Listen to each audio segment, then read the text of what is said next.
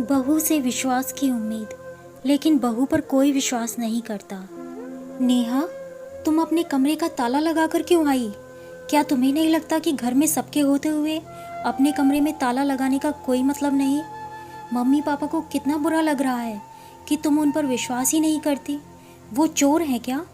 अभी घर चलो और चाबी मम्मी को दो, विक्रम नेहा से चिल्लाकर बोला। नेहा और विक्रम नेहा की बड़ी बहन के बेटे के जन्मदिन की पार्टी में आए थे, तो नेहा अपने कमरे का ताला लगाकर आ गई।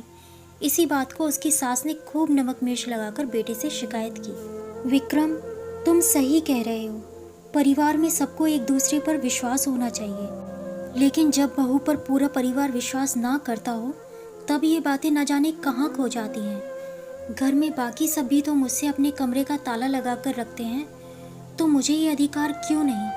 मैं अपने कमरे की चाबी किसी को नहीं दूंगी, नेहा ने आराम से कहा।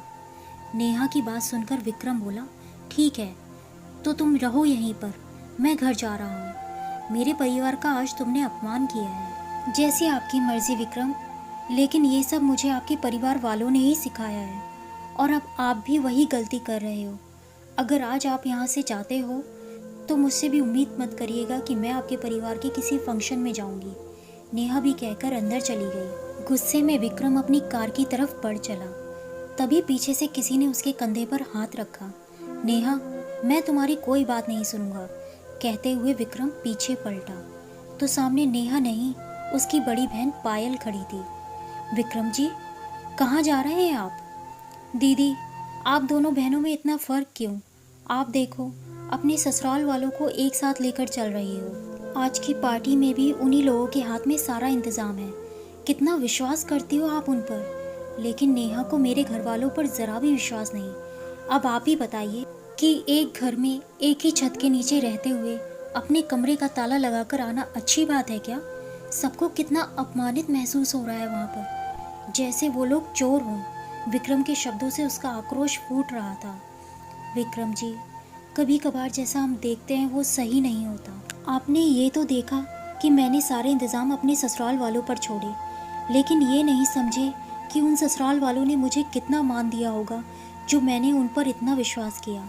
लोग बहू पर इल्ज़ाम तो बड़े जल्दी लगा देते हैं, लेकिन वो ये नहीं देखते कि उन्होंने खुद से बहू पर कितना विश्वास किया है, उसे कितने अधिकार दिए हैं। मेरे साथ भी यही हुआ था। जब भी घर में कोई फंक्शन होता तो कभी भी मुझसे किसी विषय पर सलाह नहीं ली जाती। काम मेरे हिस्से में होते, लेकिन सारे अधिकार बाकी सबके हाथ में। फिर एक बार मैंने घर में बोल ही दिया, तब नितिन को मेरी बात महसूस हुई और उन्होंने भी कह दिया कि मुझे भी पता है मुझसे पैसा लेने के लिए सब लोग ना जाने क्या क्या झूठ बोलते हैं। मेरी ही कमाई से घर चल रहा है और मेरी ही पत्नी हमेशा अविश्वास के कटघरे में खड़ी रहती है। आज के बाद पायल को भी घर में बराबर के अधिकार मिलेंगे, तब जाकर घर में मेरी स्थिति सुधरनी शुरू हुई।